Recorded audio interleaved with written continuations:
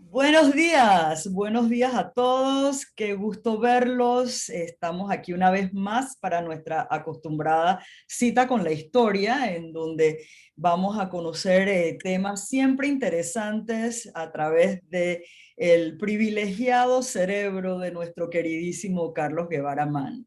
En el día de hoy vamos a conversar acerca del incidente de la tajada de sandía. Y quisiéramos iniciar preguntando al grupo si alguien tiene algún tipo de eh, conocimiento, vaya, de qué se trata, porque yo personalmente lo uso con muchísima frecuencia cuando quiero hacer algún tipo de paralelo con ese incidente y otro que ocurre en un momento determinado insignificante, pero que se convierte en una cosa monumental y trágica. Así que quería ver si alguien quería participar y decirnos qué recuerdan de qué fue lo que pasó con el incidente de la tajada de sandía. Buenos días a todos. A ver, ¿quién levanta la mano? Tía Elena, Victoria, pon tu micrófono, quítate el mute, tía Elena.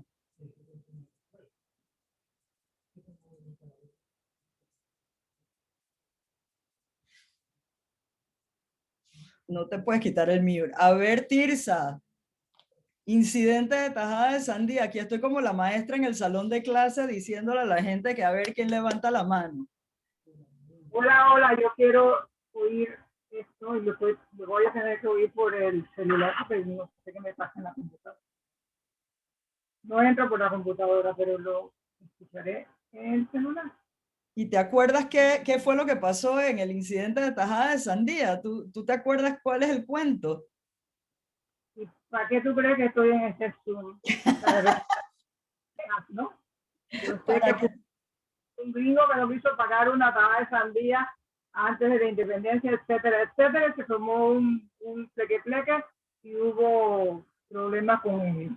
Sí, Pero literalmente. Y costaba nada más y nada menos que 5 centavos. Y el hombre sencillamente no pagó.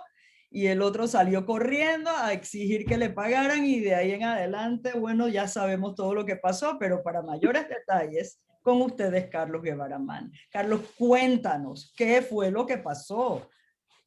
¿Qué fue lo que pasó? Muy buenos días. Bueno, en primer lugar quiero decir que Tirsa tiene casi cinco, porque se le quedó uno que otro detallito, pero en general tiene las referencias generales son precisamente así como las ha señalado. En segundo lugar, muy complacido de estar con ustedes. Veo personas que siempre nos acompañan o que regularmente nos acompañan: Elena, Tirsa, Amílcar, mi estudiante, Guillermina Castillo, que se nos une desde Chepo, encantado de saludarla. Y varias otras personas, Sonia Hernández también, que nos acompaña frecuentemente, Alberto Guerra, que se acaba de sumar, buenos días Alberto, y otras personas que nos honran en esta ocasión. La maestra Electra Castillo, mi querida directora del coro polifónico, música y musicóloga de gran trayectoria en este país, un saludo cordial. Ayer nos encontramos en Atanasiu, la primera vez que regresaba yo a Atanasiu después de más de un año, y tuve la feliz coincidencia de encontrarme allí con la maestra Electra Castillo, así que la saludo con mucho aprecio. Mi querido vicerrector en Florida State University y amigo Alonso de la Guardia, que estaba de número 1 y saludó desde el principio, así que Alonso, encantado de que Así estés con es. nosotros. Muy complacido, muy contento de estar con ustedes.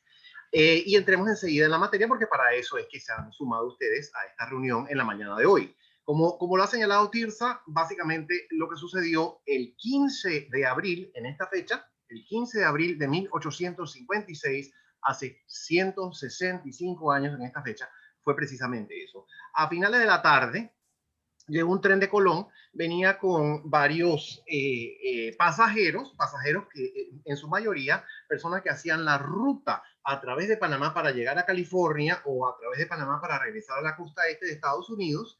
Y entre ellos había un personaje que se lo identifica en los registros judiciales y en los recuentos periodísticos de la época como Jack Oliver. Jack, que debió ser John, porque Jack es el seudónimo de John, pero la identificación era Jack Oliver. El señor Oliver estaba borracho. No era inusual que estos pasajeros estuvieran borrachos, no que haya nada en contra del consumo de alcohol, pero cuando nos lleva a actuaciones irregulares y sobre todo con consecuencias trágicas como esta, quizás no es la práctica más conveniente. Y el señor Oliver borracho se acercó a un vendedor de frutas pariteño. La semana pasada hablamos de Azuero y de Parita como uno de los lugares más históricos y emblemáticos de la región de Azuero. Bueno, el vendedor de sandía era pariteño, pero se había radicado en Panamá hacía algunos años. Y el vendedor de sandía, que se llamaba José Manuel Luna, pues le entregó, o no, ni siquiera se lo entregó, porque me parece que fue que Oliver le arrebató la sandía, mordió un pedazo y la tiró al suelo. Entonces, el vendedor, Luna, le dice, oiga, págueme lo que me debe, que costaba $1, como bien lo dijo Yeta. Y el gringo le contestó una grosería que no voy a repetir aquí, porque hay señoras presentes y sería un poco grosero de mi parte repetir lo que dijo el gringo. Y Luna sacó un puñal que tenía, sacó un puñal y el gringo sacó un revólver. Entonces, ya como que se había aglomerado una gente alrededor. Oliver tenía otros compañeros que pues eran como él, eran pasajeros estadounidenses que venían de Colón, llegaron de Colón y que estaban esperando el barco para seguir hasta California. Y Luna tenía otros compañeros vendedores como él y personas que residían en el sector de La Ciénaga. No nos olvidemos de ese nombre porque es importante para comprender ese fenómeno un poquito más. Entonces, se había aglomerado la gente y entre los que se habían aglomerado estaba un señor peruano. Y por aquí veo a Pedro, Pedro Antonio de la Embajada del Perú, que nos acompaña esta mañana, así que lo saludo muy cordialmente a Pedro Carranza, que nos ha unido esta mañana también, precisamente en recuerdo del señor Abraham. El apellido era Abraham y lo he visto escrito de distintas maneras. Abraham, como normalmente lo escribiríamos, o Abraham con una H inicial. Entonces, Abraham corrió a arrebatarle el revólver a Oliver y salió corriendo en otra vía con el revólver de Oliver, y entonces los otros estadounidenses salieron detrás de él, y ahí fue cuando comenzó la refriega. Inicialmente los estadounidenses se refugiaron había una casa de huéspedes, había un restaurante que se llamaba un eating saloon, que era lo que había allí en la Ciénaga, y había otro punto también donde se refugiaron. La Ciénaga, por cierto, para que se ubiquen, la Ciénaga, que es donde estaba la estación del ferrocarril, no el edificio que vemos en la Plaza 5 de Mayo, era otro que estaba más al sur, más hacia la costa, que era un edificio de madera. Esto quedaba hacia el sur de la Plaza de Santana, o sea que sería en la parte por donde está el mercado del marisco, por allí, por esos lados, ¿no? Entonces, y ahí había un muelle también, y había un barco esperando para que los pasajeros hicieran su trayecto, pero recuerden ustedes que en la costa de Panamá hay un problema, y es que la diferencia entre las mareas es muy baja. Entonces, cuando la marea está baja, el barco estaba encallado y no se puede ir, había que esperar la marea alta. Así que el barco estaba encallado ahí en la lama esa que hay en la bahía de Panamá, a pesar de que no estaba pegado de la costa, sino que estaba un poquito más afuera, porque había un muelle. Así que esa situación también se dio en ese evento. Entonces, inicialmente los extranjeros se refugiaron en estos 3 lugares, pero los lugareños de la Ciénaga y otras personas que concurrieron al motín, pues al evento, a acuerpar de alguna manera a Luna y a los demás lugareños que habían sido hostigados por los estadounidenses y los extranjeros en general. se formó un tumulto, en pocas palabras, pues se formó un problema muy grande. Eventualmente los extranjeros se refugiaron en la casa del ferrocarril, la estación del ferrocarril, se refugiaron Sí, allí, y como habían sonado las campanas de la iglesia de Santana para anunciar que habían tocado fuego, pero evidentemente no era fuego, sino que había un problema, más gente concurrió. Eventualmente también concurrió el gobernador de Panamá, que en ese momento era Francisco de Fábrega, el sucesor de Justo Arosemena, Belisario Porra, imagínense ustedes, qué horror. Del sucesor de Justo Arosemena, ¿no? Belisario Porra, que nació ese año, por cierto, nació en 1856, pero no era Belisario, era Justo Arosemena, el que había sido el primer gobernador del Estado Federal de Panamá, y el gobernador en ese momento, en 1856, era su sucesor, Francisco de Fábrega. Entonces, él concurrió con el cónsul de Estados Unidos, a quien el doctor Justo Arosemena no describe en términos muy felices. Decía, le cito exactamente lo que decía Justo Arosemena, decía que era atrabiliario y pendenciero el cónsul estadounidense. Eso no es precisamente un elogio, pero en fin, fue con el gobernador a ver si podían calmar los ánimos, y fue con la policía, a la que Justo Arosemena se refiere como la gendarmería, y cuando llegaron allí, los estadounidenses le empiezan a disparar desde adentro, inclusive empezaron a preparar un cañón, según los informes oficiales. Yo no sé cómo tenían un cañón y cómo tenían tantas armas, ¿no? Es una cosa que a mí me llama la atención. Estaban fuertemente armados y tenían hasta un cañón que habían preparado para dispararle a los manifestantes que estaban afuera y que querían entrar. Entonces, allí en ese momento, en esa trifulca, le disparan al gobernador.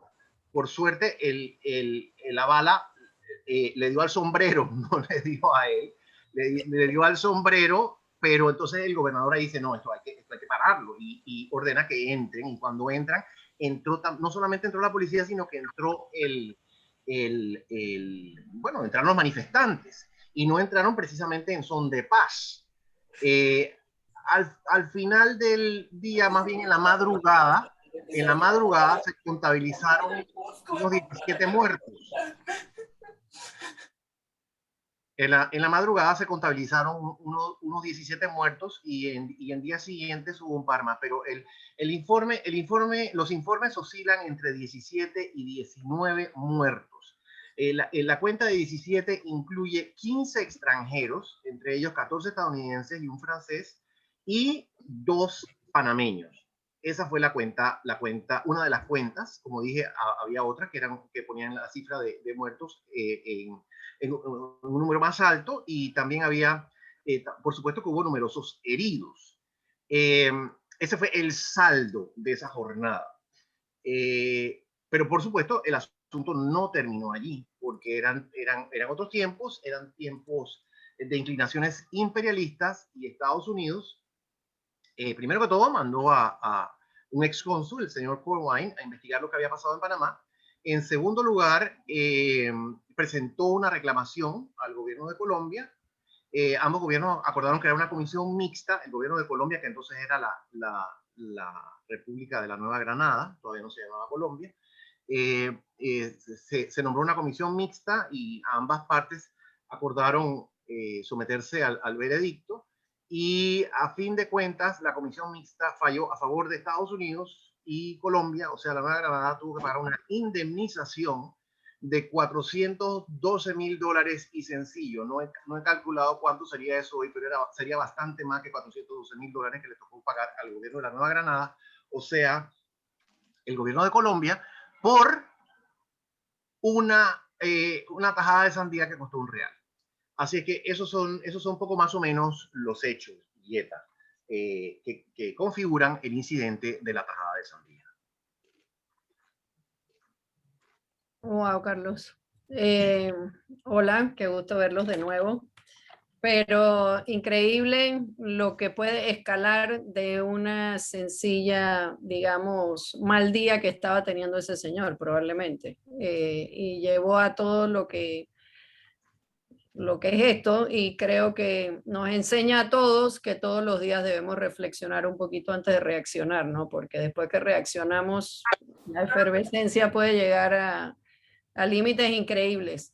Pero creo que sería muy interesante también saber cuál era la situación de Panamá en el momento en que ocurrió el incidente de la tajada de sandía, porque quizás eso también nos pone un poco más en contexto por qué se dio y por qué escaló a los niveles que escaló. No, no fue una sencilla tajada de sandía en un mercado probablemente, ¿no? Exactamente, exactamente, Mona Lisa. Hay un contexto No, sumamente claro, importante no se y siente cómoda ahí. no es solamente el contexto local, sino es también o sea, el contexto de Panamá, sino también el contexto un poquito más amplio que seguramente tendremos oportunidad de revisar un poquito más adelante. Pero esto es sumamente importante. Recordemos la fecha, 15 de abril de 1856. 35 años después de nuestra independencia, o sea que se trataba de una nueva entidad que había sido creada hace poco. La entidad era una entidad republicana que reemplazó la dominación española, que era una dominación monárquica.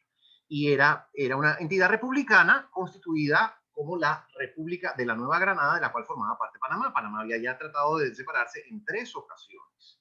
Se había separado en 3 ocasiones. La última de las cuales había sido en 1840. Entonces, en primer lugar, tenemos ese contexto de esa tensión o de esa diferencia entre Panamá y entre la Nueva Granada, entre esta región, que era una región periférica, pero muy importante históricamente había sido muy importante, y en años recientes había adquirido una gran relevancia como punto de tránsito. Panamá, en 1849, a partir de algunos sucesos que veremos más adelante, Panamá adquirió o renovó su importancia para el tránsito mundial, especialmente para Estados Unidos. Porque por razones que podemos explicar más adelante, era el punto más eficiente para cruzar de un océano a otro. Eso lo podemos ver más adelante. Pero en fin, la economía de tránsito se reactivó con el influjo de miles, y cuando hablo de miles son miles de pasajeros por la zona de tránsito. A partir del descubrimiento de oro en California en 1848-49, ¿no? Apenas Estados Unidos le gana la guerra a México y se adiciona los territorios del oeste, se descubre oro. Miren ustedes qué lástima para los mexicanos y qué suerte para los estadounidenses. Y entonces la manera más práctica para cruzar era a través del Istmo de Panamá.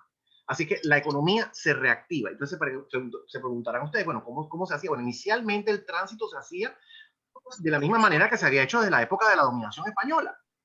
Se utilizaba el camino de cruces. El camino de cruces tenía una parte terrestre y otra parte fluvial. O sea que si alguien venía de la costa este de Estados Unidos, entraba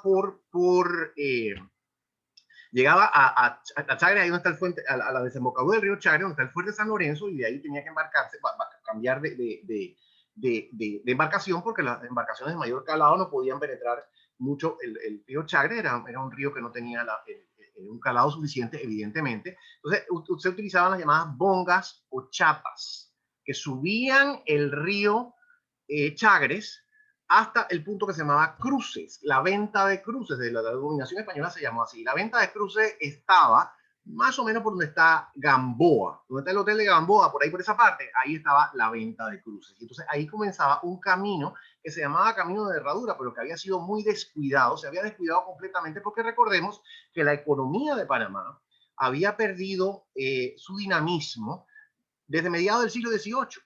O sea que durante un siglo, desde mediados del siglo XVIII hasta mediados del siglo XIX, en Panamá hubo una decadencia económica importante que solamente se recuperó durante una década entre 1810 y 1820, durante las guerras de independencia, porque Panamá se la utilizó nuevamente como punto de tránsito para los ejércitos españoles. Pero eso se acabó después de la independencia y Panamá se sumió nuevamente en una depresión económica.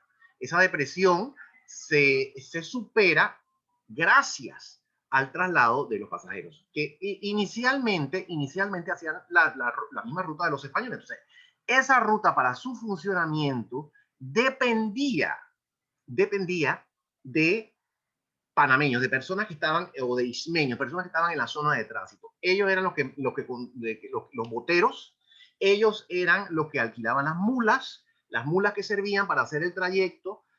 Había algún otro caballo, pero principalmente entiendo que eran mulas que se utilizaban para hacer el trayecto desde la venta de cruces hasta Panamá. Ellos eran quienes suministraban algunos servicios a lo largo de la vía, servicios de hospedaje, de alimentación y demás.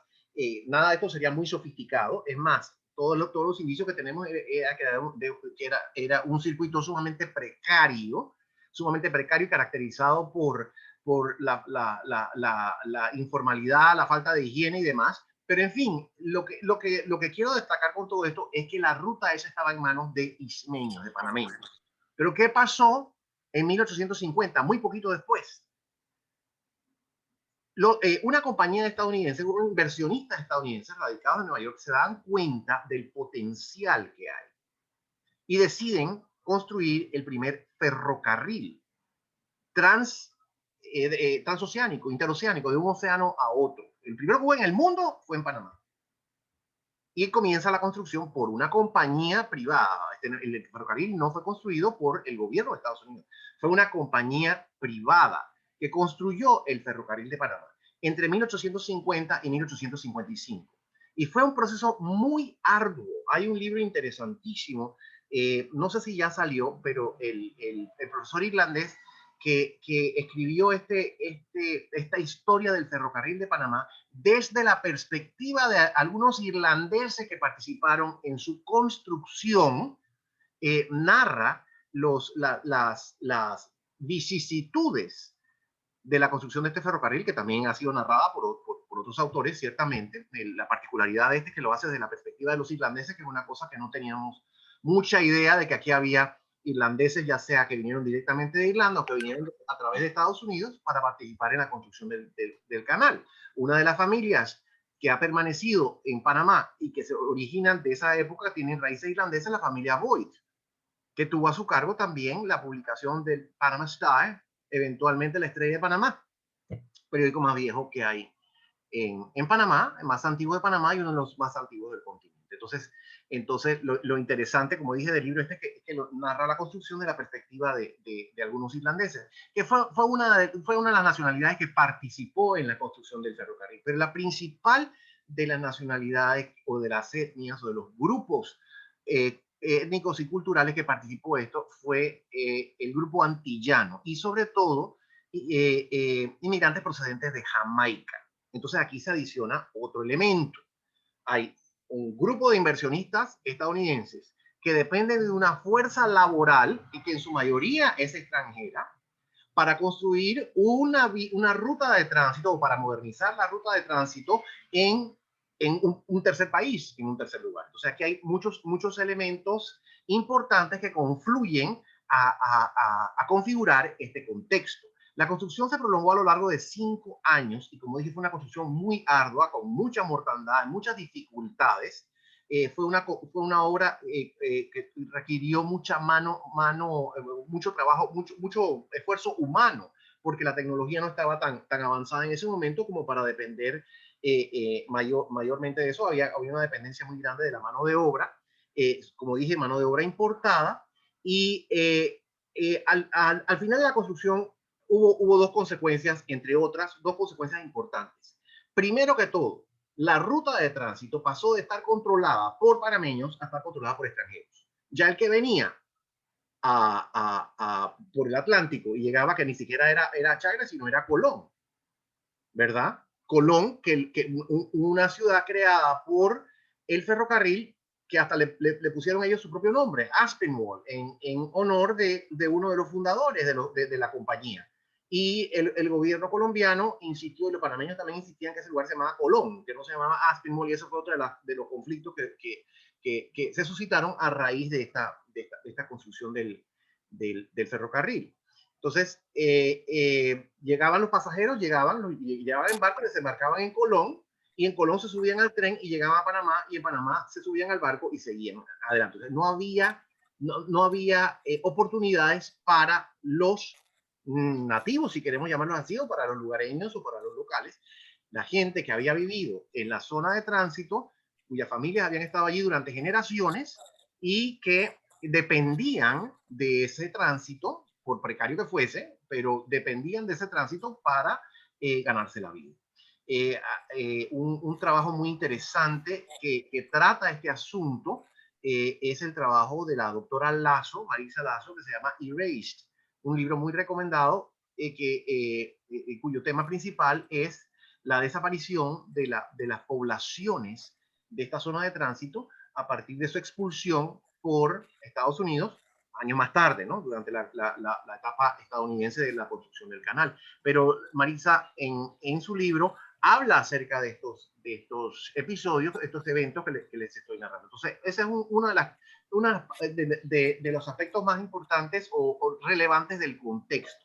El control de la zona de tránsito había pasado de los panameños, de los lugareños, a extranjeros, con importantes consecuencias económicas. Al mismo tiempo, recuerden que hemos hecho referencia a la gran población inmigrante que había llegado a Panamá para participar en la construcción del ferrocarril.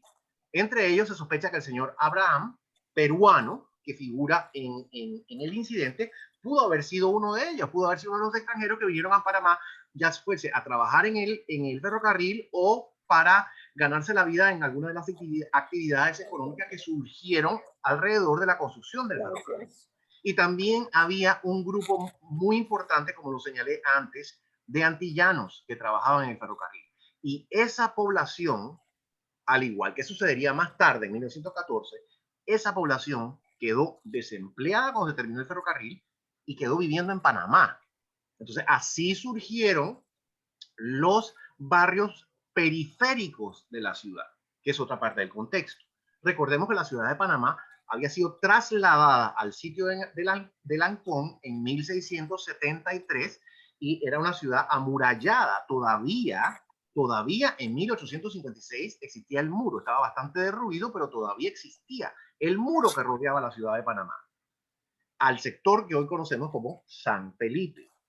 Ahí era donde vivía la gente principal, las personas de mayor encumbramiento, que no sería mucho encumbramiento porque había, la verdad, una situación de pobreza generalizada en Panamá, así que aquí los más ricos serían las personas pobres en comparación con ricos de otros países. Pero en fin, las personas de mayor posición socioeconómica residían dentro de los muros, por eso se llama la gente de adentro o la gente de intramuro.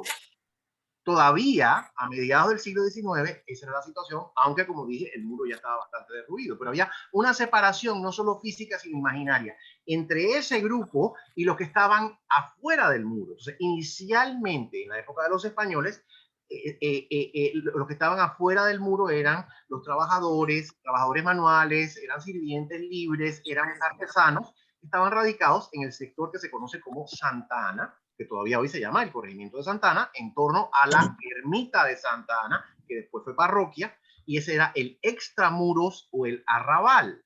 Pero entonces ese extramuros y arrabal se fue expandiendo y añadiendo con otros sectores, como el que les mencioné antes, de la Ciénaga, que eso quedaba después de Santa Ana y era la parte que estaba hacia la playa, por donde eventualmente allí surgiría el Marañón y eso, pero la estación del ferrocarril estaba por donde está el mercado del marisco, por ahí, por esa parte. Eso, como dije, después eso se llamaría el Marañón, ¿no?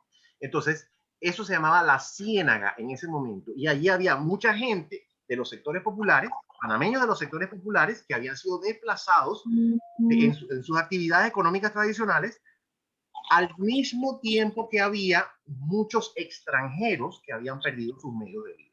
Entonces, esa población era un caldo de cultivo para la efervescencia social porque estaba pasando por mucho trabajo. La situación económica, que era muy favorable para algunos, el ferrocarril de Panamá, por ejemplo, fue una de las empresas más lucrativas en la bolsa de valores de Nueva York por mucho tiempo.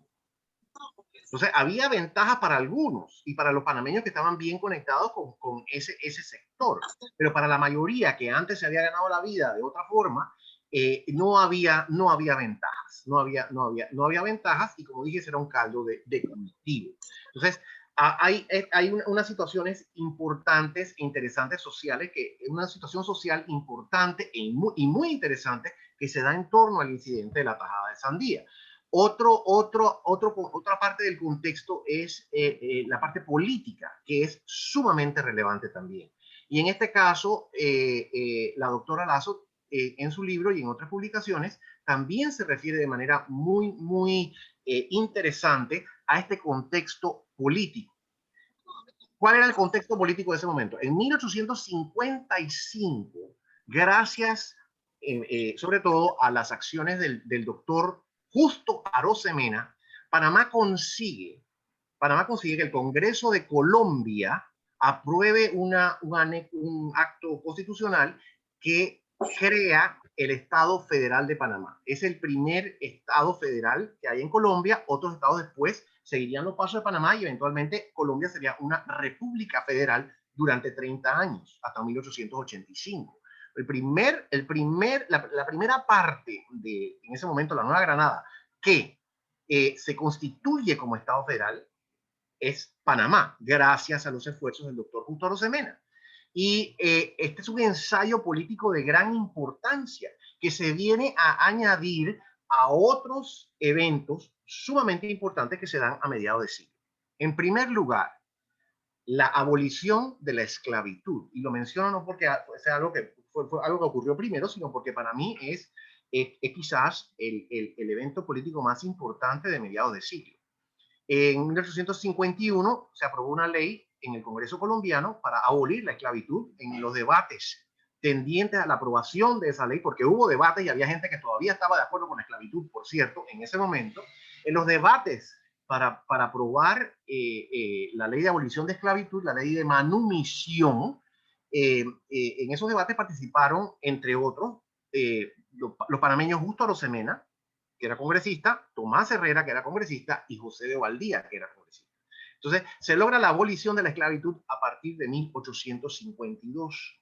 Se aprueba una nueva constitución para Colombia en 1853, una constitución que establece la igualdad ciudadana y la igualdad jurídica sin ningún tipo de diferencias, la igualdad ciudadana sobre todo. ¿Qué significa eso? Que no había mayores requisitos para la ciudadanía que ser nacido en suelo granadino y tener 21 años de edad y ser hombre, porque las mujeres estaban excluidas. Pero aún con esa exclusión de las mujeres, este era un adelanto impresionante con respecto a otros países.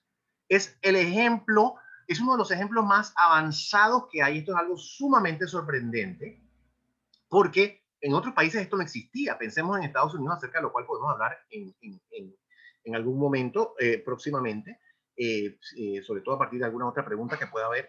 Pero pensemos en Estados Unidos, pensemos en otros países. Había toda clase de restricciones a la participación ciudadana. En Colombia se aprueba, en Colombia que entonces era Nueva Granada y que abarcaba Panamá también, a partir de la Constitución de 1853, se acuerda la ciudadanía universal masculina.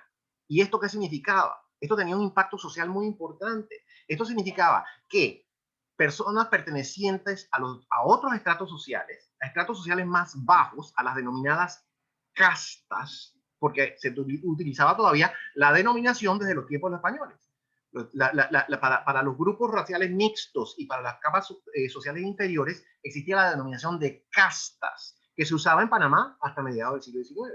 Y también se utilizaba el término gentes de color. Entonces, las gentes de color o las castas, en tanto que fueran hombres, podían participar en la vida política. Y este fue un asunto muy polémico, sumamente polémico.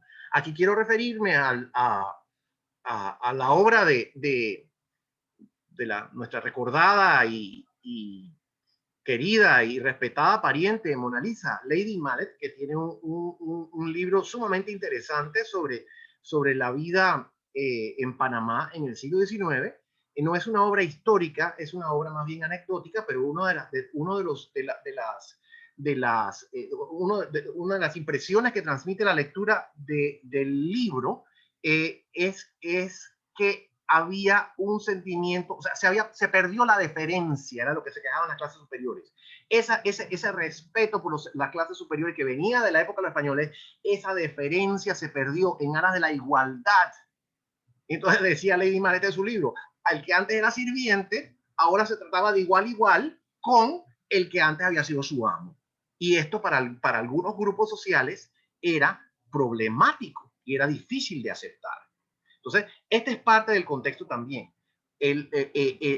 Una nueva realidad política que se adopta en 1855, Panamá como pionera de este experimento federalista, en el cual participa o tiene participación toda la población masculina, lo cual constituye un evento absolutamente revolucionario y es algo que no dimensionamos. No estaba exento de problemas. Evidentemente que había una falta de civismo muy difundida, evidentemente había una falta de educación, no cabe la menor duda, pero al mismo tiempo también no podemos dejar de lado que esto fue algo sin precedentes. Entonces, uno de los puntos que más irritaba a los extranjeros que pasaban por Panamá, sobre todo cuando venían de Estados Unidos, era que aquí, y voy a ser un poco descriptivo en mi lenguaje, pero voy a transmitir con ello la sensación que había, era que cualquier negro podía alzarle la voz y tratarlo de igual a igual a estos que eran blancos y que venían de Estados Unidos, donde, por cierto, no dejemos de recordarlo, todavía existía la esclavitud.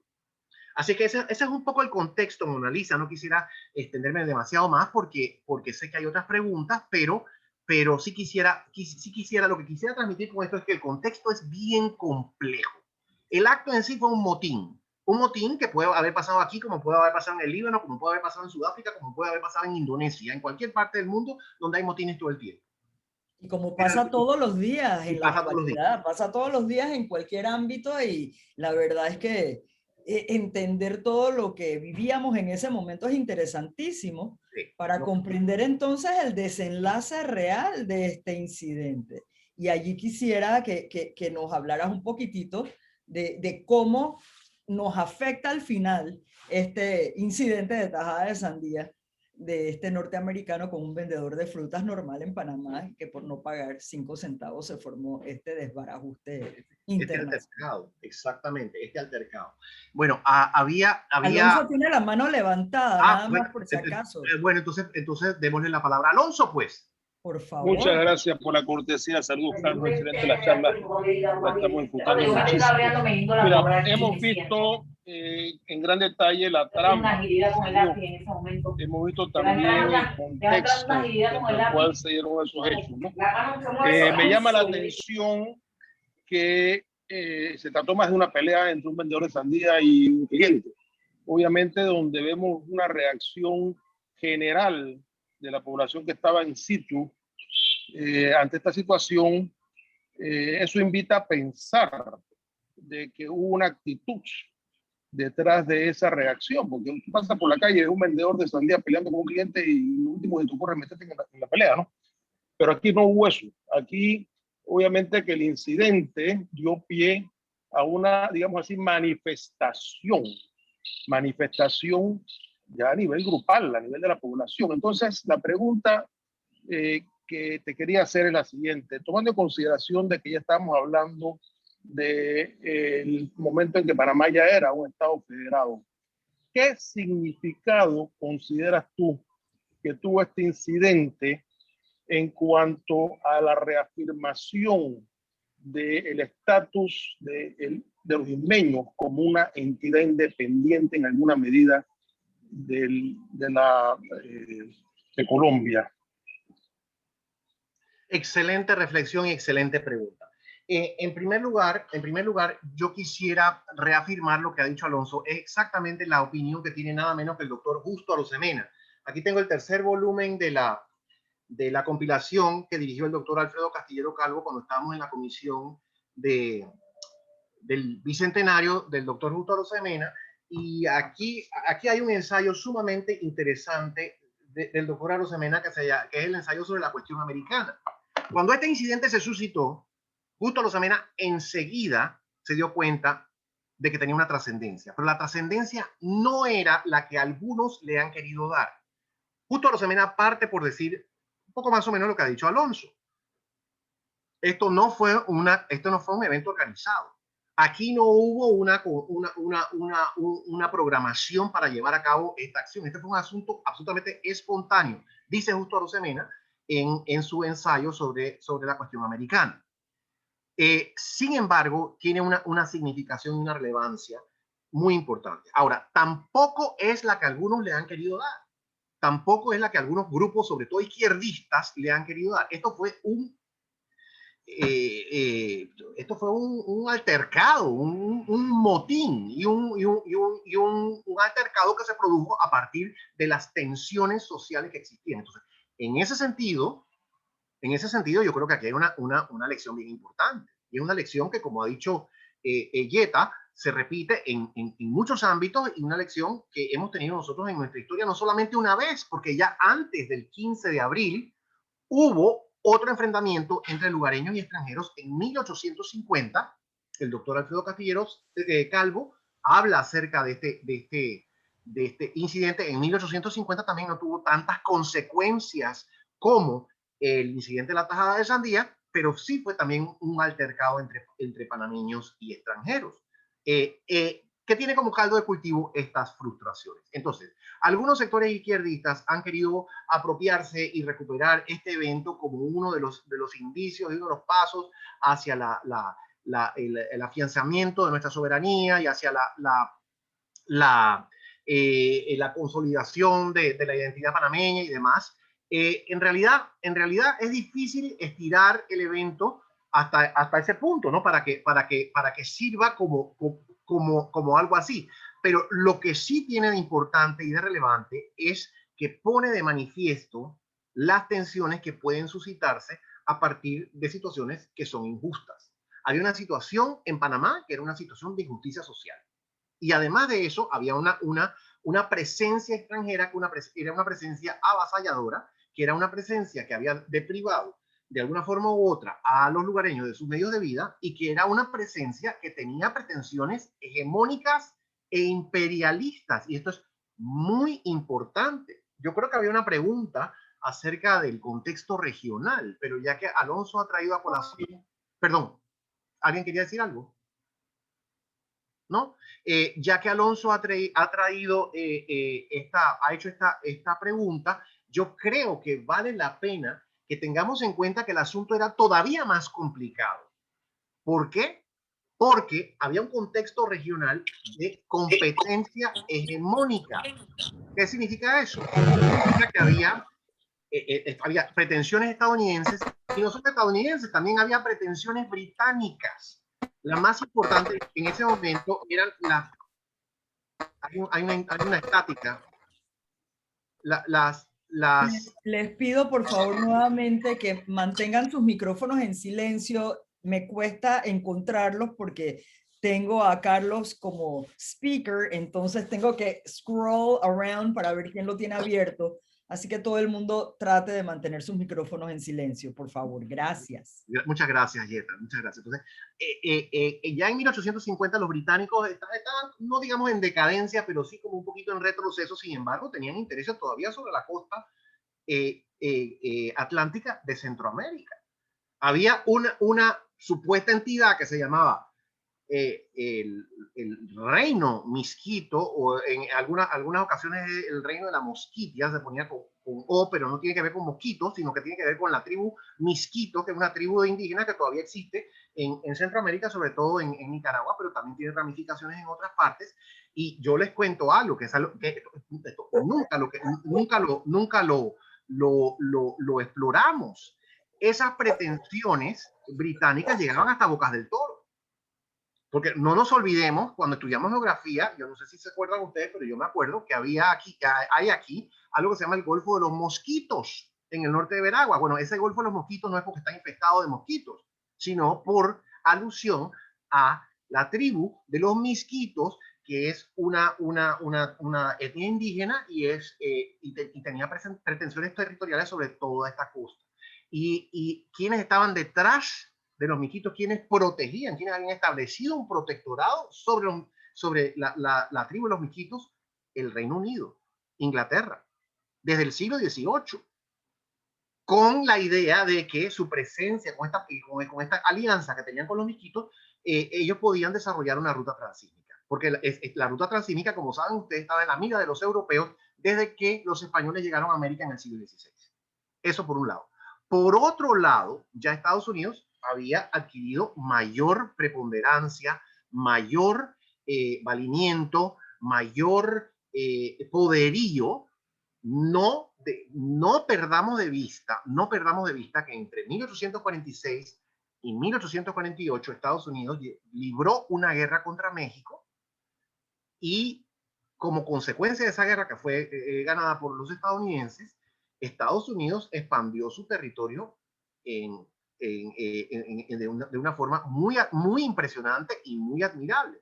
Los territorios que antes constituían el norte de México pasaron a formar parte de Estados Unidos. Ya Texas había sido anexada por Estados Unidos, entonces California, Nuevo México, Arizona, Colorado, parte de Nevada, esas secciones pasaron a formar parte de Estados Unidos. Entonces, a través de esa guerra, después hubo otros eventos también. Estados Unidos compró un pedazo que fue el territorio de la compra de Gadsden, lo que en inglés se llama the Gadsden Purchase, que era otro pedazo ahí entre México y Estados Unidos, y también consiguió Oregon, que incluye Washington State. Eso lo consiguió de los británicos. Entonces ya Estados Unidos se había consolidado de un mar a otro, de un océano a otro, a lo largo del continente.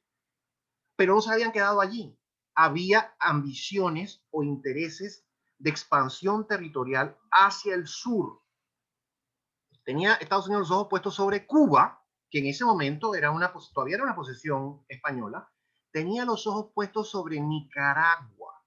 Yo no sé si ustedes recuerdan que a mediados del siglo XIX hubo una expedición de filibusteros.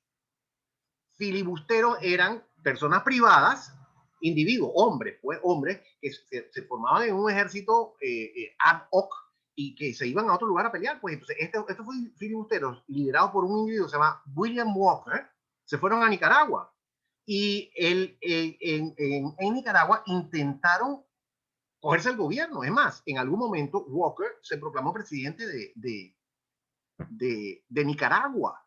Y en Panamá, en 1856, todo esto sucedía simultáneamente. Y en Panamá, en 1856, había un temor muy grande, de que una invasión de filibusteros fuese a intentar arrebatarle el istmo de Panamá o cogerse o tomarse el istmo de Panamá para anexarlo de alguna forma a Estados Unidos. Estados Unidos, que inicialmente, el gobierno estadounidense, que inicialmente el presidente era Franklin Pierce, inicialmente rechazó esta actuación, eventualmente terminó por apoyarla y reconocer el gobierno de Walker en Nicaragua. Entonces, esto fue un despojo y unos acontecimientos históricos que el doctor Justo Arosemena señala y critica fuertemente en su ensayo sobre la cuestión americana. Ese era otro temor que había en Panamá y ese otro temor que se había difundido en la Ciénaga en 1856. Porque evidentemente estos panameños no querían, panameños y extranjeros de baja clase, no querían que Panamá fuese anexionada o que Panamá fuese tomada por los filibusteros. Ellos no querían que eso sucediera. Eran gente de otra cultura, de otras costumbres, y sobre todo no nos olvidemos del aspecto fundamental que era la esclavitud. Eran esclavistas. Entonces, estos personajes de la Ciénaga, muchos de ellos de ascendencia africana, otros de ascendencia mixta, temían volver a ser avasallados, temían que sus derechos que acababan de adquirir a partir de la adopción de la Constitución de 1853 fuesen arrebatados si Panamá era tomada por filibusteros. Entonces, ya ven ustedes que la situación es mucho más compleja. Sí había, Alonso, no cabe duda, alguna conciencia de los agravios de que eran objeto estos sectores por parte de los extranjeros. No fue un movimiento nacionalista organizado, fue un movimiento espontáneo, como bien lo señala el doctor Arosemena. Pero las implicaciones y las consecuencias del evento son mucho mayores de lo que normalmente se habla y se menciona. En ese sentido, antes de pasar a otra pregunta, en ese sentido yo sí quisiera recomendar a todos los que están interesados este libro, que es extraordinario. Se llama Path of Empire, escrito por el profesor Ames McGuinness, profesor de la Universidad de Wisconsin. Bueno, ahora se cambió a California, pero por mucho tiempo estuvo en la Universidad de Wisconsin. Excelente historiador y gran amigo que extrae de este suceso, que como dije, a simple vista es un motín y un motín populachero, así como lo describe el doctor Arosemena. Es más, sin ánimos de criticar ni ofender a nadie, voy a utilizar la terminología precisa que empleó el doctor Arosemena. Dijo que esta fue una obra de negros advenedizos, así es como lo describe el doctor Arosemena. Tenemos que situarnos en ese momento también. En ese momento no existían los mismos criterios de igualdad racial, de corrección política que tenemos hoy. Entonces, él lo que quiere decir con esto es, bueno, esta gente que vino de afuera, porque básicamente dice él que los panameños no participaron mucho en esto, que estos eran básicamente extranjeros que participaron en este motín. Entonces, lo que a simple vista es un motín populachero, tiene unas implicaciones sumamente importantes y ramificaciones sumamente relevantes que yo creo que vale la pena considerar. A partir, en primera instancia, me gustaría estar de vuelta en las aulas, Mona Lisa, para poder conversar con los estudiantes acerca de esto y poder darle a leer el ensayo del doctor Arosemena sobre la cuestión americana. Y para poder comentar también este libro que, como dije, es maravilloso, Path of Empire, que es sumamente recomendable para entender un poco estas cuestiones, que no solamente tienen implicaciones para Panamá, sino tienen implicaciones para la región, para las relaciones de Estados Unidos con América Latina y también para la historia de la globalización. Así que en ese sentido, Alonso, es un episodio muy fascinante.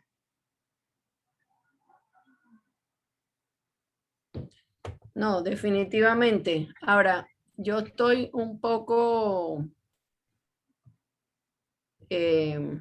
sé que hemos tocado varios temas, pero no sé si ya tú hablaste del contexto que había internacionalmente y pasamos a la siguiente pregunta que te tenía, o eso no lo llegaste a tocar completo, porque yo sé que nos fuimos con lo de Alonso y con, no, digo, lo del contexto sí me lo dijiste todo. Es lo del desenlace del incidente de la tajada de sandía, el que no me quedó claro si tocaste todo lo amplio que querías tocar en esa pregunta.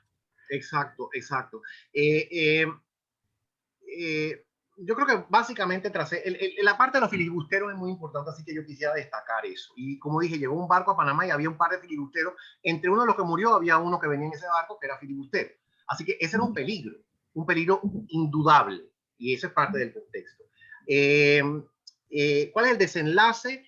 Del desenlace hablé básicamente, pero lo puedo destacar algunos de los detalles fundamentales. En primer lugar, hubo muertos, 17 muertos según una cuenta. Como dije, 15 extranjeros y 2 panameños. Hay una cuenta que lo pone un poquito más alta, hay un conteo que pone el número de muertos un poquito más alto, en 18, 19. En primer lugar. En segundo lugar, este evento fue muy oportuno para Estados Unidos. Y esto también es parte del contexto regional o el contexto internacional. Este evento fue muy oportuno para Estados Unidos. ¿En qué sentido? En que le dio a Estados Unidos una razón para ocupar a Panamá. La ocupación no fue inmediata, la ocupación fue unos años más tarde, unos meses más tarde, en septiembre de 1856. Fue la primera intervención militar estadounidense en Panamá, de muchas que hemos tenido, la última de las cuales, como sabemos, fue en 1989. Entonces dirán ustedes, bueno, ya, ¿santo de qué intervienen en Panamá? Tenemos que recordar un aspecto absolutamente fundamental y definitivo para nuestra historia, que merece la pena ser estudiado a mayor profundidad. El Tratado de 1846, el Tratado de Amistad, Comercio y Navegación entre la Nueva Granada y Estados Unidos, conocido en nuestro medio como Tratado Bitlak-Mayarino.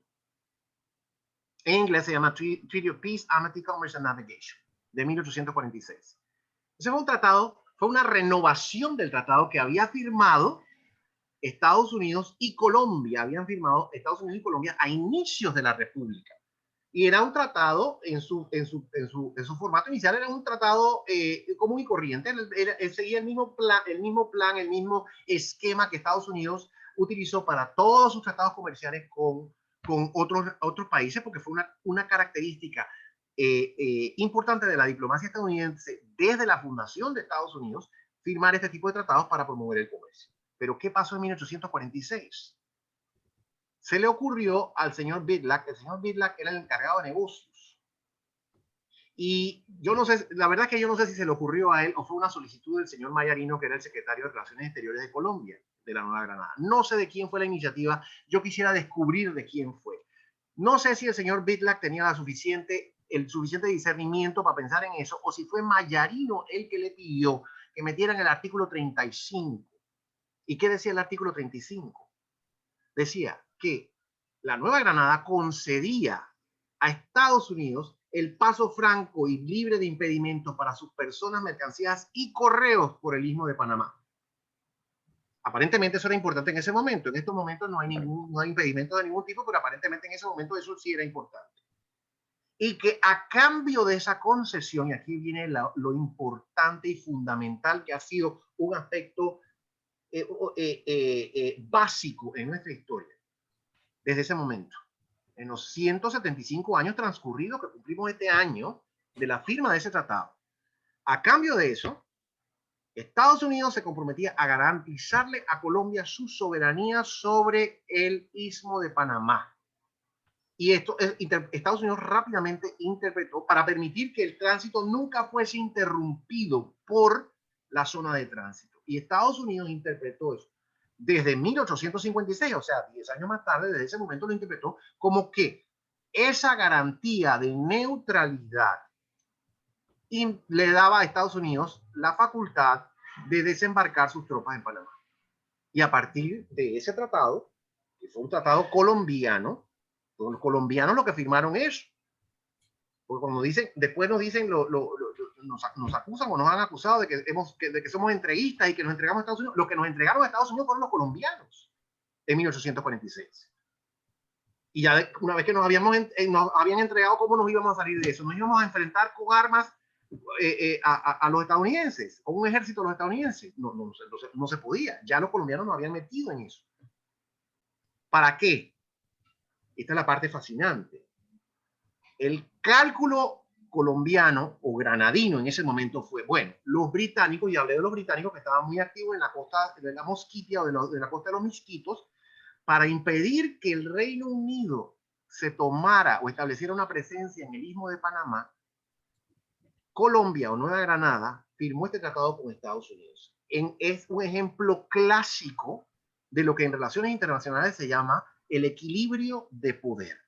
Cuando hay una amenaza por el aumento del poderío de un estado, de un país, de una unidad, de una entidad, los demás países se ponen de acuerdo para impedir que esa amenaza se realice. Y eso fue lo que pasó aquí. Pero los granadinos fueron, o los colombianos fueron sumamente ingenuos en ese sentido. Porque lo que hicieron fue abrir las puertas al injerencismo estadounidense, que es, como dije, un factor dominante en nuestra historia desde 1846. Así es que una de las consecuencias del incidente de la Tajada de Sandía fue esa, la primera ocupación estadounidense en Panamá, en 1856. Después vinieron otras. Otras consecuencias fueron las que mencioné también inicialmente en términos de las reparaciones. Al gobierno colombiano le tocó pagar $412,000, que como dije en esos momentos, eso es una suma muy superior en la actualidad, en concepto de reparaciones. Así que no cabe la menor duda que hubo implicaciones importantísimas, sobre todo en términos del injerencismo estadounidense en Panamá, que era algo que temía el doctor Justo Arosemena y que en su ensayo sobre la cuestión americana deja plasmado de forma muy firme. Justo Arosemena temía que los territorios meridionales de América, o sea, los del sur, o sea, la parte al sur de Estados Unidos, fuera eventualmente devorada y acaparada por Estados Unidos. Y bueno, eso no sucedió directamente, pero no cabe la menor duda que Estados Unidos aumentó su injerencia sobre esta parte del continente a partir de mediados y sobre todo a partir de finales del siglo XIX. Así que en ese sentido el doctor Justo Arosemena no se equivocó.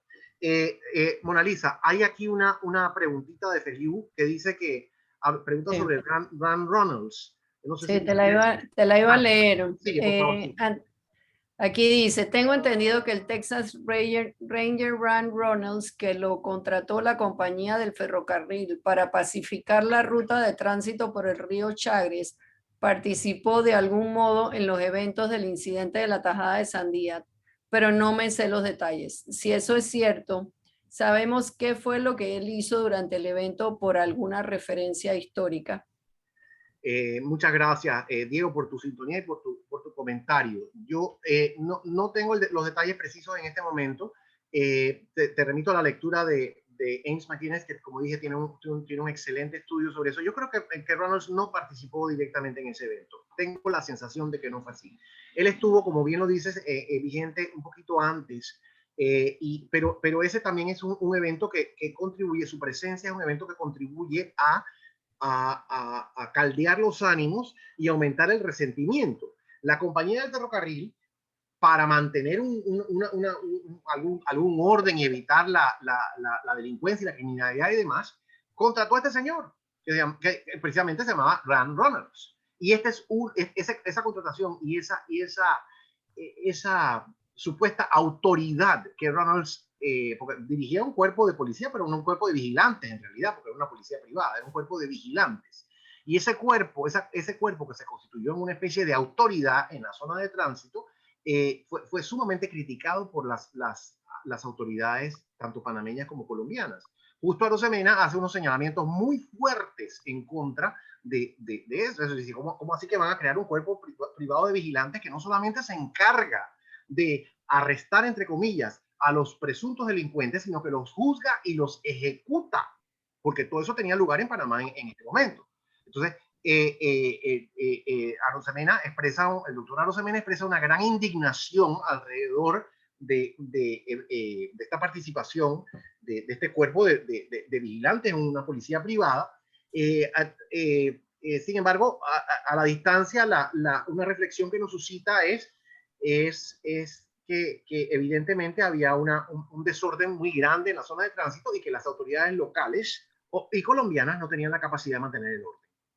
Entonces, hay ahí una tensión importante entre la incapacidad de mantener el orden por un lado y por el otro lado esta opción por tomarse la justicia por sus manos, que fue la opción de la compañía del ferrocarril, con serio menoscabo de la soberanía de la Nueva Granada sobre esta zona que era parte del territorio neogranadino. Entonces, como digo, hay una tensión y hay un conflicto importante. No estoy seguro, me parece que no participó directamente en los hechos, pero para mayor precisión, sí recomiendo verificar la obra de McGuinness. Mil gracias, Carlos. Ahora, para cerrar, ¿qué tú piensas que representa o representó el incidente de la tajada de Sandía en nuestra historia? O sea, ¿qué fue lo que cambió o lo que aceleró o lo que nos afectó realmente? Yo considero que una expresión popular desorganizada, de descontento con el status quo. Y el status quo que es mucho más complicado de lo que algunos nos han querido decir. No considero que es una expresión organizada de enfrentamiento y de lucha por la soberanía. Eso no me parece que es eso.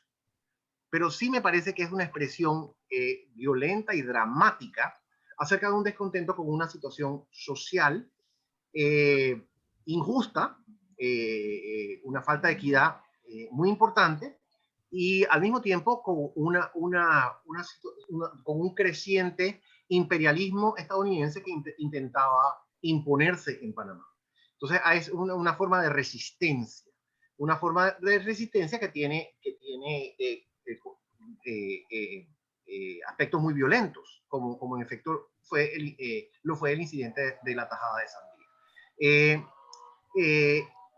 Además de de demostrar ese descontento de los panameños, o digámoslo de otra manera, el descontento de los panameños y otros lugareños se ve intensificado no solo por las acciones del propio gobierno estadounidense, no solo por las acciones de los filibusteros, sino también por las actitudes. Y yo destaqué eso anteriormente y me gustaría nada más que reiterarlo en este momento, quizás con alguno que otro detallito para que comprendamos en su justa dimensión o empecemos a comprender en su justa dimensión cuál era la indignación de las personas. Los panameños se sentían avasallados por esta gente que venía, que no tenía ningún tipo de consideración. Primero que todo, los consideraban inferiores, porque eran negros o porque tenían ascendencia africana y mezcla con sangre indígena, porque eran castas, como se lo denominaba en Panamá en ese momento, gentes de color. Los estadounidenses que venían, que eran en su mayoría los que pasaban por acá, no estaban acostumbrados a tratar de igual a igual con otras personas. Además, había prejuicios de otro tipo. Recordemos que aquí se hablaba otro idioma. Los que venían no hablaban el idioma de acá. Entonces, pensaban que aquí se hablaba un idioma inferior. Aquí la religión predominante era el catolicismo. Entre quienes venían, habría algunos católicos, pero predominantemente eran protestantes. Tenían prejuicios raciales, culturales, lingüísticos y religiosos en contra de los locales. Además para abundar un poquito más, fíjense ustedes en una de las quejas, uno de los detalles que había, decían, estos sujetos, estos pasajeros que venían a Panamá, tenían que pasar por aquí, mientras esperaban el barco se dedicaban a dar vueltas, a formar problemas, a realizar altercados en Panamá, a avasallar y maltratar a la gente, y entre las cosas que hacían, esto está escrito y era una de las quejas que había, entraban a las iglesias con el sombrero puesto, que ustedes saben que es la falta de respeto más grande que puede haber, y decía, encendían sus cigarros con las velas votivas de los altares. Esto no es inventado, era una de las quejas que había al respecto de esta situación. Entonces, ¿qué denota eso? Denota un irrespeto muy grande, una falta de sensibilidad, una falta de cultura, una falta de consideración. O sea, si uno va a otro país, uno tiene un mínimo de respeto, pero no existía eso. No existía eso. Entonces, por la parte de Panamá, tampoco yo voy a idealizar, como han tratado de hacerlo algunos marxistas, de idealizar este evento, decir que esta era gente con una conciencia de clase y con un plan organizado para apuntalar la identidad nacional y la soberanía, y que no, eso no era el caso. Había mucha precariedad, como lo he dicho también, falta de formación cívica, falta de cultura política. Evidentemente no estamos tratando con gente ilustrada, estamos tratando con gente que tenía muchas precariedades, pero no cabe la menor duda que el incidente es el producto o el fruto de una frustración muy grande que había en Panamá en ese momento. Y yo diría, Mona Lisa, que las lecciones son válidas para nosotros hoy por hoy. Estamos pasando por una situación muy difícil, una situación de crecientes frustraciones para importantes segmentos de la población. Tenemos en nuestra historia ejemplos o episodios como el incidente de la taja de sandía que demuestran qué puede pasar en sectores que están frustrados, avasallados, que tienen sus medios de vida comprometidos y que no ven una solución a la vista a sus problemas, sino lo que ven es que se están hundiendo cada vez más y más y más. Así es que quería solamente hacer esa reflexión final, porque me parece que la historia tiene muchas enseñanzas para nosotros y que en la medida en que nos adentremos en la historia podemos extraer estas lecciones que pueden proveer hojas de ruta o bitácoras para tratar de resolver nuestras situaciones y para tratar de atender nuestros problemas antes de que lleguen a explosiones violentas y con derramamiento de sangre, como lo fue el incidente de la tajada de sandía. Así es. No, definitivamente. Excelente, Carlos. Mira, los comentarios en el chat son siempre halagadores, dominio del tema, muy buena presentación, siempre brillante, el doctor Guevara Man, eso lo sabemos, estamos muy honradas de contar contigo en estas mañanas de los jueves para que nos ilustres, como siempre digo, en temas interesantísimos y que nos ayudan a todos a tener una mejor vida. Así que definitivamente es un verdadero placer. Gracias a todos por acompañarnos en la mañana de hoy. Nos veremos el próximo jueves en otra cita con la historia. Los esperamos a todos de mil amores, encantada de verlos. De verdad que ya en las vacaciones nos hiciste mucha falta, Carlos, y nos hizo mucha falta ver a toda nuestra audiencia. La verdad es que estamos encantados de poder tener este momento para aprender. Así que gracias nuevamente. Muchas gracias a ustedes, y que tengan un lindo jueves. Igualmente, Excelente. gusto de verlos a todos. Tirsa, cuídate Manténganse mucho. sanos. Sí, Gracias, que se cuiden. doctor. Gracias, doctor. Todo el mundo a cuidarse. Hay que usar la mascarilla, gente. Todo el mundo con mascarilla. Chao. Que estén bien. Vacunados. Vacunados, Sí, todos vacunados. vacunados. Vacunados. Ya el 8-7 se vacuna, ¿verdad, Victoria? Ya se fue Victoria. Ahí está. Sí, ya llegaron las citas del 8-7, están llegando todas. Gracias a Dios y de la que sea. No voy a hacer choosy en la vacuna, la Sputnik si está disponible, la que venga. La que Así venga. es, como dicen, ¿cuál vacuna es buena? La que me puedo poner. Exactamente. Así es. Literalmente. Carlos, ¿te vacunaste ayer? No, voy ahora. Ayer, Corre y me sí, cuenta. sí. Ayer, por no hacerle caso, no me acuerdo quién fue que me dijo, que fuera Romel Fernández, dije, no, yo voy a avisar, porque me había ganado de la casa. Cuando fui a avisar el correo, me dijeron que están poniendo la segunda y no la primera. Así que ahora, apenas cierro, yo no sé por qué me canto desorden con eso. Apenas cierro aquí, salgo, ya estoy hasta con manga corta, que yo siempre me pongo manga larga, ya estoy hasta con manga corta para ir allá a que me pongan la vacuna.